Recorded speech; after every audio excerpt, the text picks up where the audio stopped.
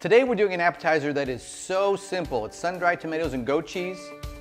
If you can't spell kitchen, you can still do this. Please subscribe and ring the bell so you'll get a notification of all of our new videos. So this appetizer is something that is very, very simple. I got an email from one of the Kitchen Dad subscribers and said, Cliff, I am so kitchen challenged. I can't cook, I can't cut, but I like to bring things when we go to parties. I need something that's just foolproof and easy. Well, this is it. This is actually introduced to me by a friend of mine, Kathy. I guarantee this. If you can open a package, you can make this. We need 2 ingredients and some crackers. We need 2 ingredients. Get some goat cheese, just a nice block of goat cheese. We're gonna just open it up, put it on your plate. Part of its presentation, so we're gonna find a nice plate, and then we're gonna just cut this up a little bit.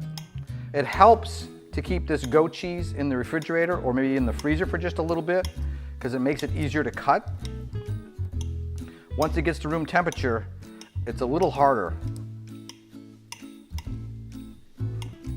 We have 1 jar of sun-dried tomatoes. We want the kind that are julienne already, that are in little strips, and we want the ones that are in oil, right? So you open this up and you're gonna pour this over the top. You're gonna bring in some crackers, something that's a little heavier, maybe like a, I don't know, whatever crackers you like a Triscuit, that type of wafer cracker. And that's it. How simple is that? I know everybody can do that. And the best part is, you would be amazed how great this tastes. All right, let's give this a shot.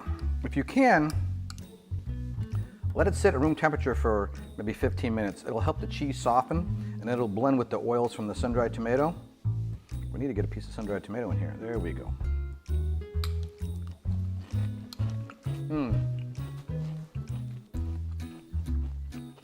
It's fantastic. It's simple. It'd be great over pasta. This is something you can do. I know you can do it. As a matter of fact, if you're kitchen challenged and this is your first appetizer, make it and send me a picture and we'll put it on our social media. Now go cook this.